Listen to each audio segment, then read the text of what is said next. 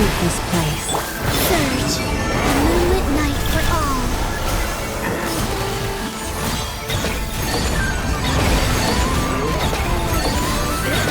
Close your eyes. To dust.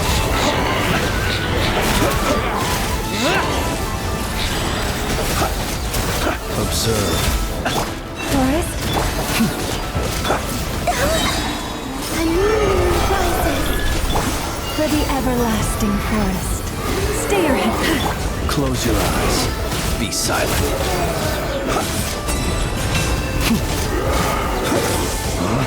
Are you quite fit? Observe. Do you fear them? You poor. Wayne.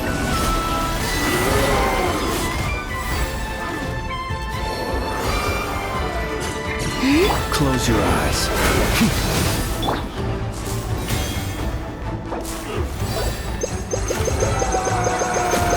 Forest?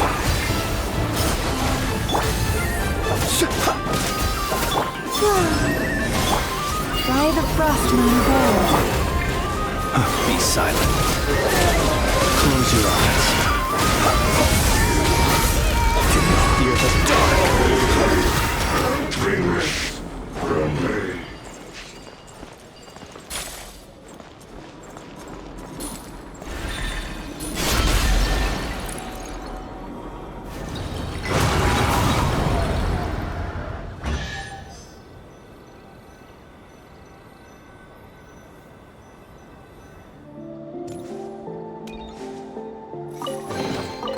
You keep them.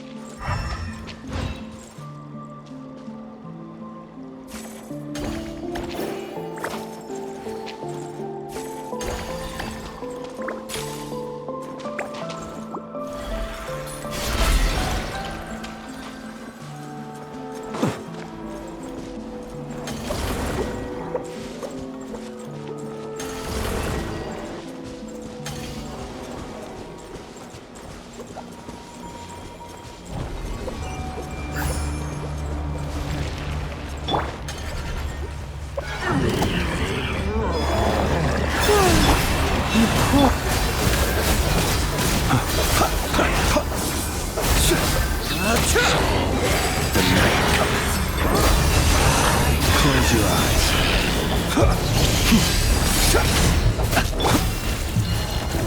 Wayne, three moons converge. Leave this place. For the everlasting. Observe.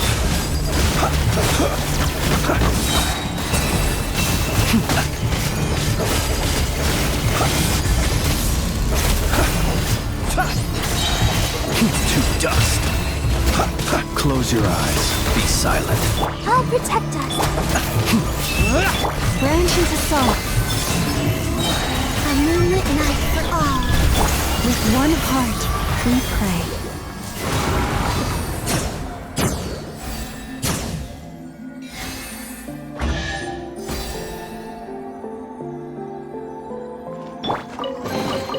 They call this a pleasant surprise.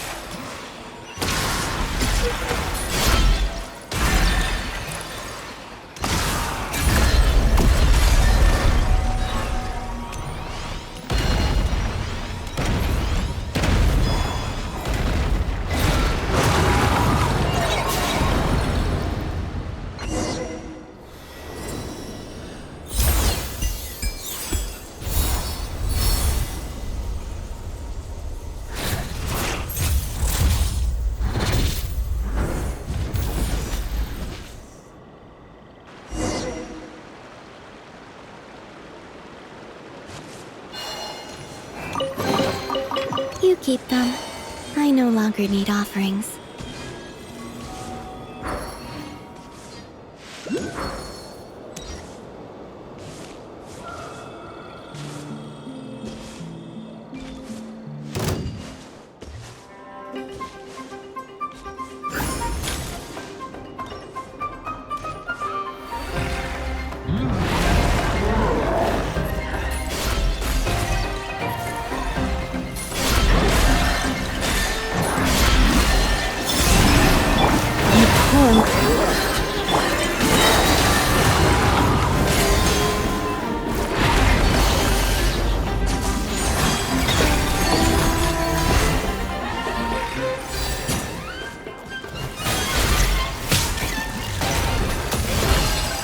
Close your eyes.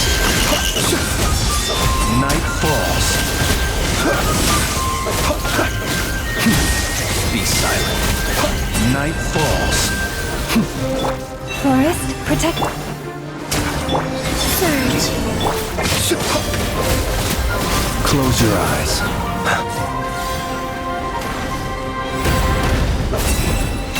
Observe.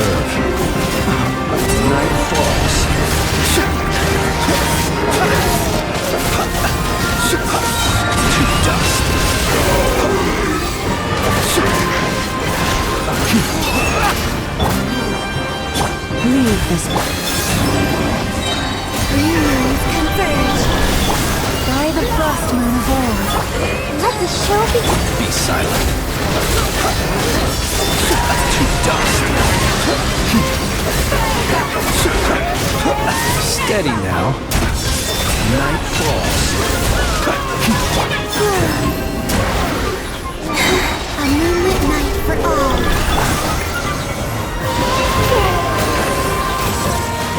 With one heart. Observe. Do you fear the dark?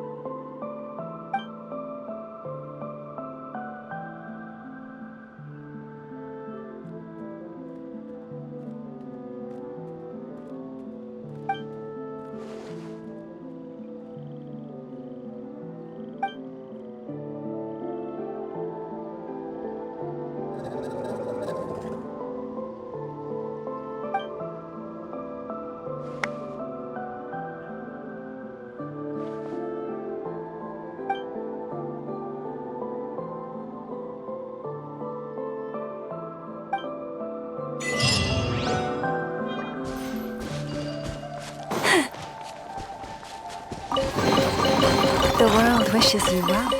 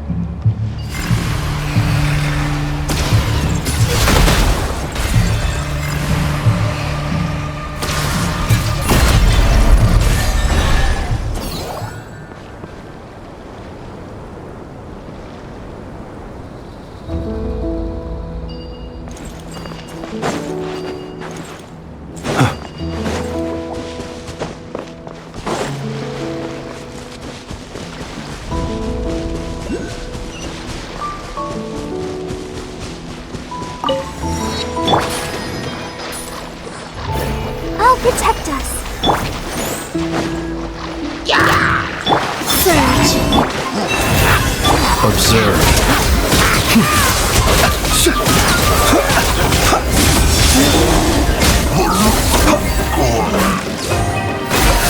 To dust. Perhaps these treasures might be of utility to you on your journey. Please, I insist.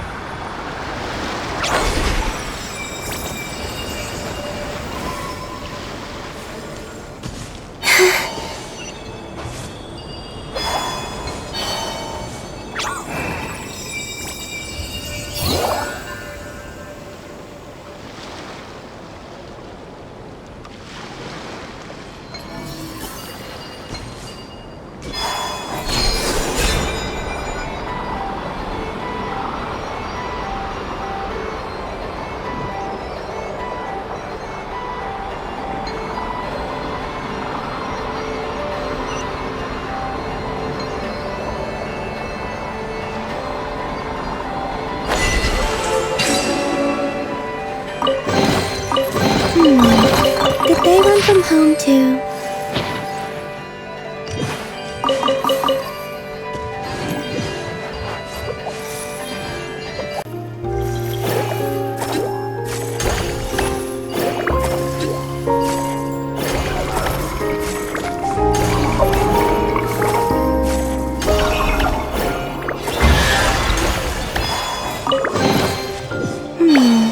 Did they run from home too?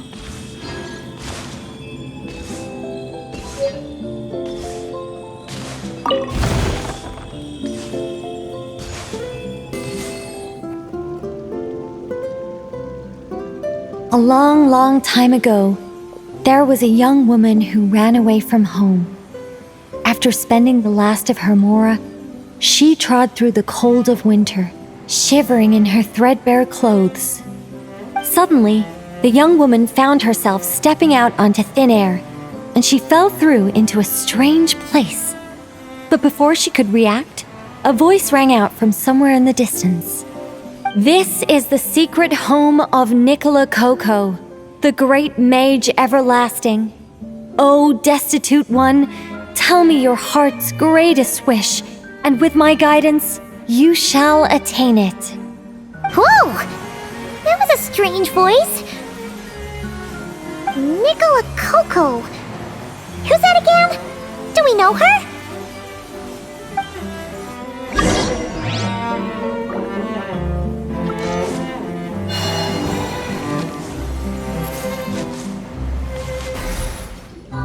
The young woman was in awe of the mage's magnificence and beauty. After a lengthy silence, she solemnly declared, "O great mage from afar, how beauteous and wise you are! The moment I beheld you, my heart began to flutter. All my heart desires now is to make your wishes mine." The subtlest of smiles appeared on the mage's face as she replied, "Very well, then I shall task you with performing certain deeds on my behalf, such as those that are within your ability. Your guide is here, and your reward awaits you in the days to come." Guide? Does that mean this glowing orb?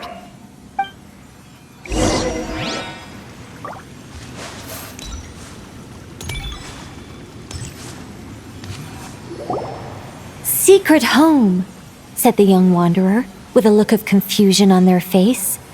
"Where is this secret home of which you speak?" The mage's voice grew somewhat flustered upon hearing this question. Wait, does it make sense for this to be a bashful character? Oh, never mind. I'll keep it in for now. Mr. Nine can always refine it later. Ahem. It is rather rude to ask such questions of a mage, young one. The mage's lodge is under renovation. Very soon you shall be stunned by its grandeur. This shall be your trial. Offer up your strength and help this great mage to build her territory.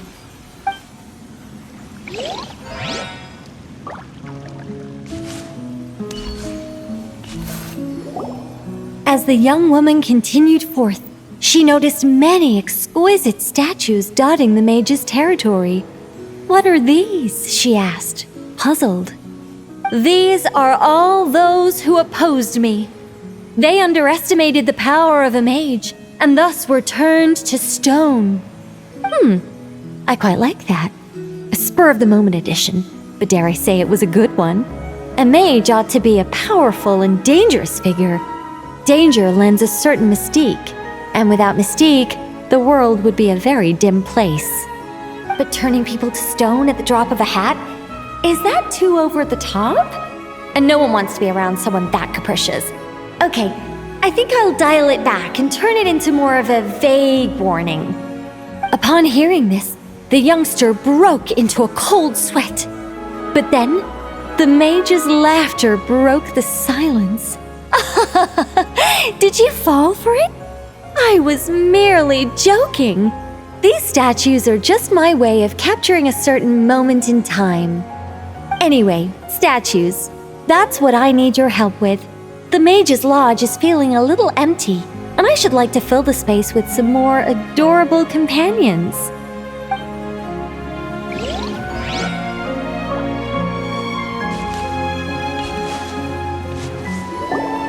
Well then, young one. Now you have learned of the troubles faced by this mage. Nicola Coco requires your aid to build her sacred territory. The mage poured a cup of tea for her visitor. What say you? Wait a minute! Shouldn't we think twice before going all in on this? We don't know anything about this person! And she seems a little weird. Huh? Although, having said that, this teacup looks kind of familiar. Nicola Coco. Ah! Is it Mage N? Nicole? Correct. What do you think of my story? Hard to say. It's not finished yet, surely. What happens to the characters in the end? I haven't decided yet. I need to renovate my home first. Perhaps I'll have a burst of inspiration after that. Anyway, if you can hear my voice, I assume that means you're currently in Nodcry. In which case, could I trouble you to gather a few things for me? Well, I'd like to build a few more statues to decorate my home, but I'm lacking inspiration at the moment. I was thinking you could take some photos to give me some ideas. Are you serious? Alright then, leave it to us! Wait here. We'll head out and see what we can find. But remember to finish the story once the statues are done.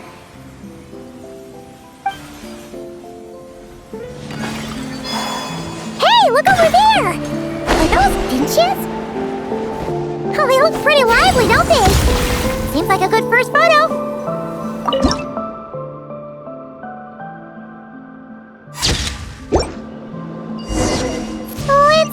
see. Where should we go for the next photo? Oh! We saw a squirrel statue earlier, didn't we? Do you think Nicole likes squirrels? Let's snap a few photos to take back.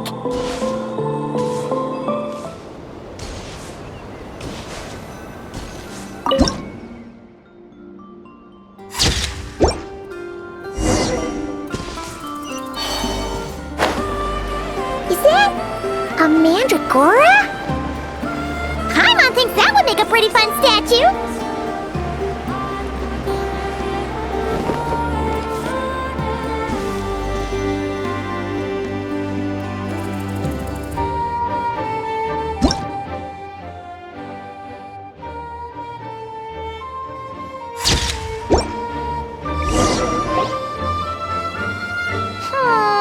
Some of these shots are pretty good, but you didn't get any from the front. Let's wait for it to turn around. Yes! That's the one! That's the money shot! Ah! Help! Oh, that was scary.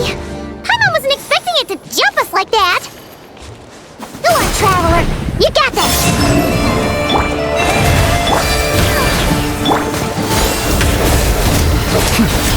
Close your eyes. Night falls. Be silent to dust. A new moon rises. Surge. Branches a song for the everlasting. Come on, we can do it. Observe. Close your eyes. Do you fear the dark?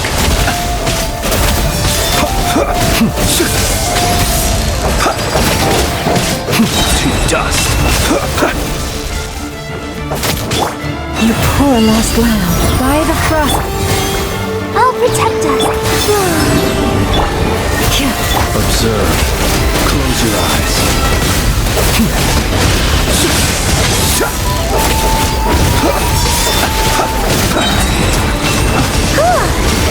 That should do it.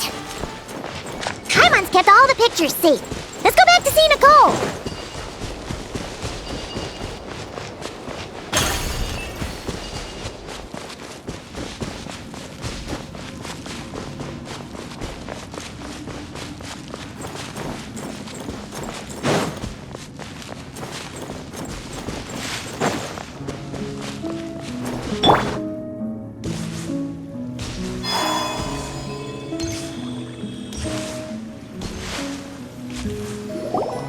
Hey, Nicole! We're back! That was quick. You two worked very fast. It's nothing. But, how do we get the photos to you? You can hold on to them for now. I'll be there in a couple of days. We can talk more about the statues then. Sure thing! See you in a couple days!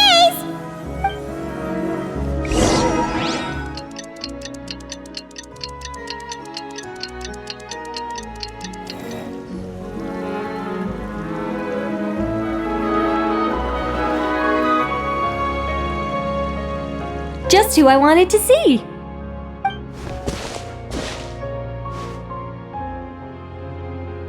I'm delighted with the photos you took.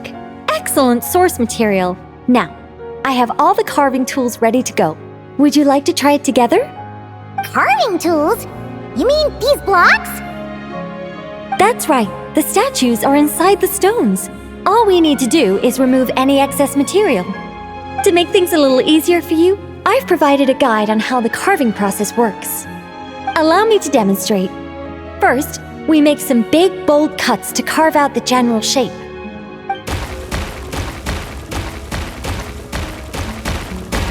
The numbers on the stones represent the amount of material you need to keep in a given column. So, first we do this, and then this. Oh, it's starting to take shape! Got it? If you carve the blocks this way, you should be able to see the basic form. Then, you just need to add some finishing touches, and voila! Wait, what? It suddenly changed in the blink of an eye! How'd you do that? A great mage doesn't reveal her secrets that easily. Just behold and be amazed. You got the basic carving process down, yes? Focus on that and leave the finishing touches to me. Much obliged. Alright, let's give this a shot.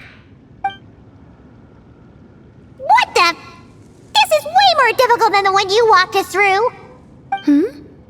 Oh, sorry, wrong one. That's the one I was going to work on. Yours is over here. Whew, well that's a relief.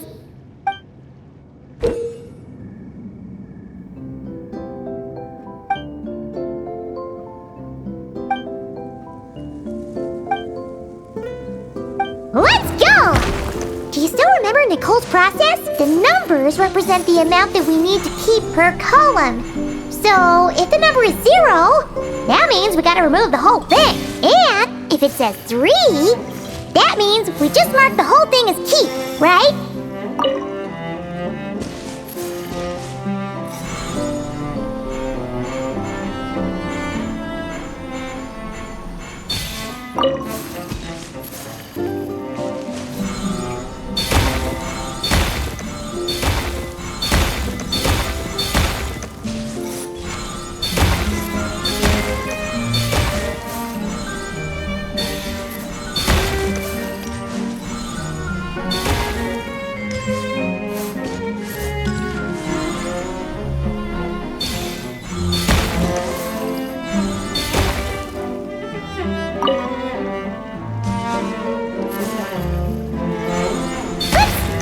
Looks like we made a mistake here.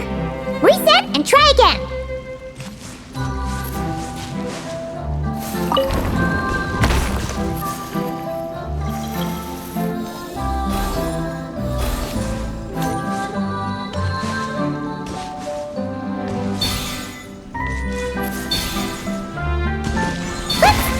Looks like we made a mistake.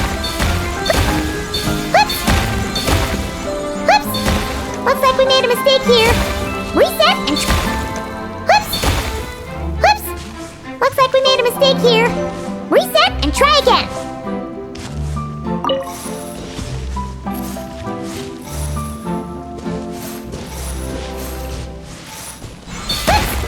Looks like we made a mistake here.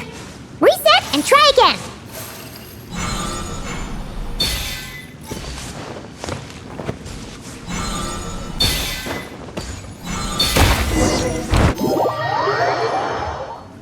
Now, we just need Nicole to add the finishing touches.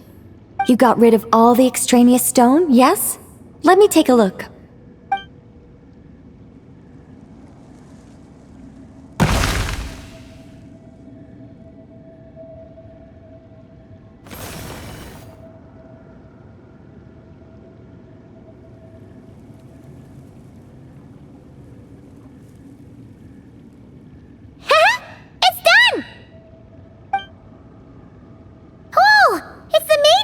When did that get there? Is this the power of a mage? The young visitor's voice was filled with wonder. I am truly amazed. Aha!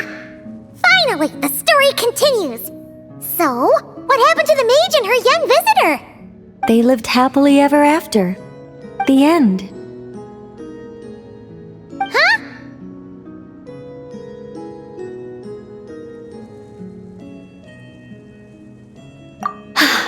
Tough customers, huh? Well, if you're that eager to hear it, I suppose I'll take it from the top. All my heart desires now is to make your wishes mine, said the young woman. Those words won her the full attention of the great mage, Nicola Coco. But just as they had started warming up to one another, a group of uninvited guests stormed in, seized the mage, and absconded with her. As the youngster stood there in shock, a new mage by the name of Alenus appeared. She signed a contract with the youngster, bestowing the power of magic upon them. But after making it through a grueling training program, they would come to discover another conspiracy operating in the background. As it turned out, the great mage Nicola Coco was an alien entity. Her true identity was the first daughter of King Meowtress, the third of Planet Meow. She had come disguised as a mage as part of a secret plot to trick the entire world into worshipping Planet Meow. Oh, great mage! Have you been lying to me all this while? The youngster's voice trembled as their heart began to break. Leave me. War is destined to break out between our planet and yours. We were foes from the very start. The mage turned her face away, refusing to let anyone see the tears welling up in her eyes. But the youngster bravely reached out and grabbed her by the arm, swearing to never leave her. Moved by this display of passion, the mage decided to rebel. But in that moment, Alinus, who had once aided the youngster, now took the side of the king. Alinus had been Meowtress III's second daughter all along. She had only helped the youngster in the hopes that her sister might be incited to treason, thus giving her the chance to usurp Nicola's place in the line of succession.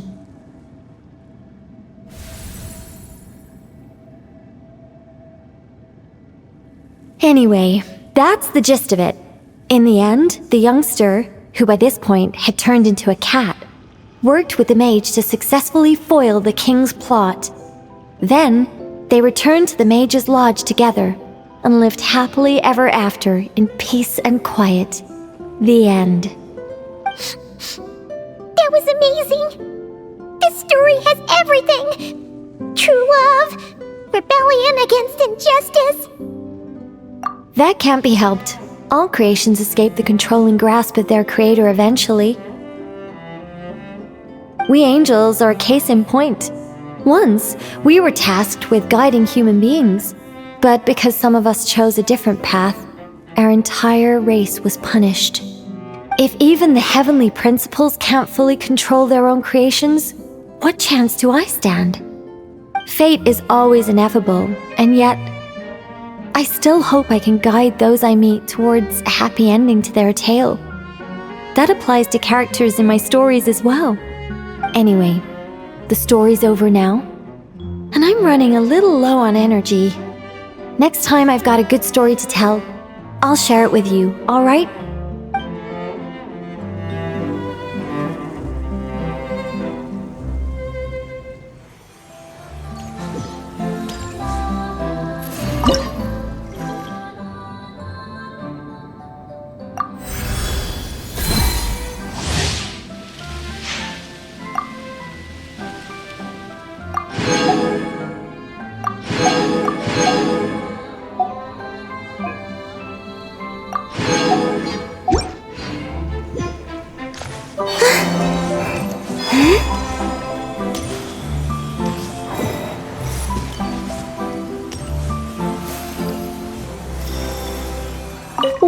Welcome to the Mage's Lodge.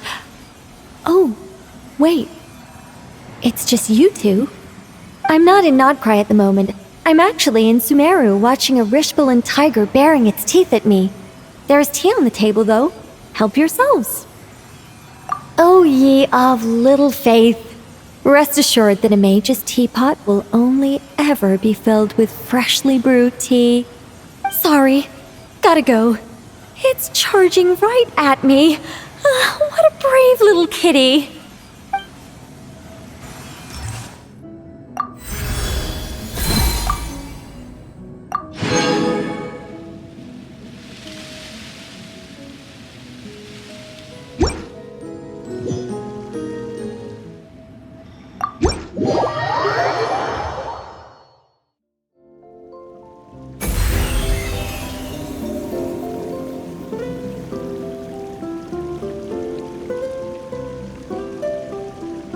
My oh my, the final product has exceeded all my expectations. If anyone actually does stumble in here by mistake, I'm sure they will be truly awe-inspired by this mage's might. Well, that all depends on the sort of person they are. Guidance can encourage complacency and entitlement if you're not careful. If someone is eager to rely on their own abilities like you do, then I'll gladly help them. But if they're the type of person who pins all their hopes on the mage's power while doing none of the work themselves... Would you really turn them into a statue? No, nothing like that. But I would guide them out of this place to the nearby Curatorium of Secrets. I'm sure Nefer would know how to deal with them much better than I do. Those who seek to reap without sowing ought to pay the price, don't you think?